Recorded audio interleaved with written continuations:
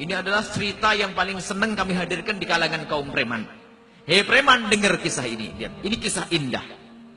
Preman di tengah pasar kerjaannya ya pokoknya segala dosa dilakukan. Minta duit maksa, tidak sholat, segala macam. Ada orang ahli ibadah di atas bukit. Kerjaannya sholat, Masya Allah. Suatu ketika Allah menghendaki keduanya bertemu. Sang kiai, sang ustadz yang di atas bukit kehabisan bekal, sehingga ia harus turun belanja di pasar.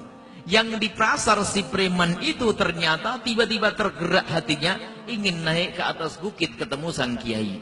Nggak tahulah pokoknya begitu kisahnya. Pengen minta doa deh datang ke kiai.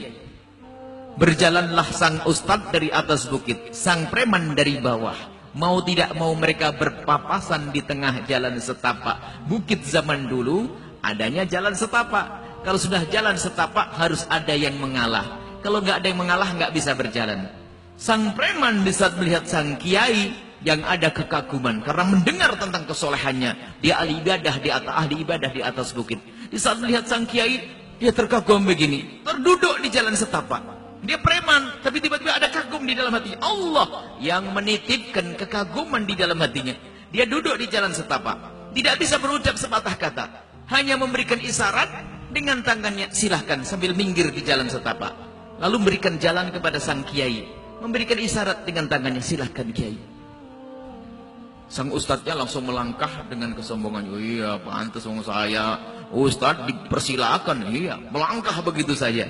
Tidak mengucapkan assalamualaikum, tidak menyapa hendak kemana engkau. Sementara sang preman yang jahat tadi katanya memandang sang kiai tetap dengan cinta dan kekagumannya sampai sang kiai hilang dari pandangannya, tidak hilang dari hatinya. Sampai berlalulah sang kiai. Apa yang sabda Nabi? Apa sabda Nabi? Nabi menyebutkan, lihat dua model manusia. Biarpun orang katanya ahli ibadah, ahli puasa, katanya dekat kepada Allah, karena dia memandang orang lain dengan pandangan merendahkan, maka itu menjadi sebab hidayahnya dicabut oleh Allah. Maka jangan sekali-kali memandang orang lain dengan pandangan merendahkan. Begitu sebaliknya, biarpun orang itu katanya jahat, bandel, tidak karu-karuan, tapi kalau mengagungkan syiar, dengar suara adzan masih masuk bulan puasa, harus aku tarik maksiat. Mungkin dia pemabuk, tapi setelah dengar Ramadan dia menarik diri, nggak mau. Mungkin dia pemabuk, dengar adzan, nggak mau. Masih menghormati syiar, mendengar ulama, melihat ulama, hormat. Biarpun dia katanya preman, jahat, bandel, suatu ketika nanti akan diangkat oleh Allah. Lihat. Yang saya ambil kesimpulan, tidak sehebat apapun diri Anda, ibadah Anda, tapi kalau kita sering memandang orang lain dengan pandangan merendahkan, maka itu menjadi sebab dicabut hidayah kita. Maka dari itu, kalau kita melihat tetangga kita mungkin tidak sholat, mungkin ada yang mabuk, mungkin main judi, awas, jangan pandang mereka dengan pandangan merendahkan, tapi sambung silaturahmi dengan dia dengan keindahan, yaitu silaturahmi batin. Di tengah malam doakan dia.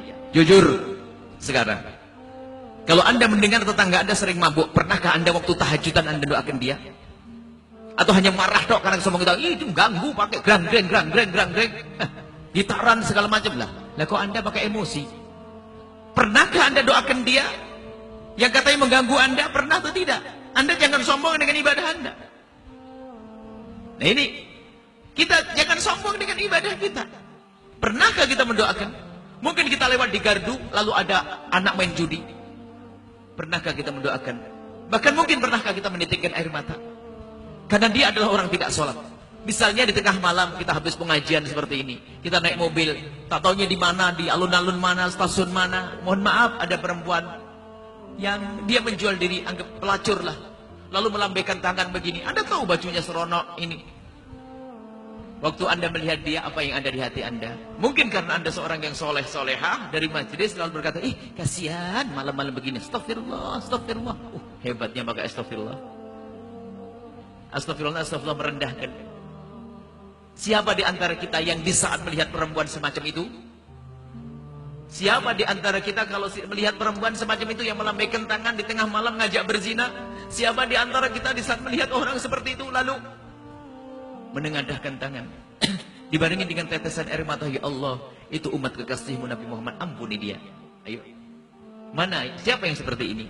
Atau dengan kesombongan kita, yaitu bahasanya pakai istighfar. Astagfirullah, astagfirullah. Itu istighfarnya orang sombong itu. Istighfar sambil ngejek orang lain. Astagfirullah malam-malam. La ilaha illallah. La ilaha illallah. La ilallahnya orang sombong tuh merendahkan orang lain. Gak boleh begitu. Bukan begitu pendidikan dari baginda Nabi.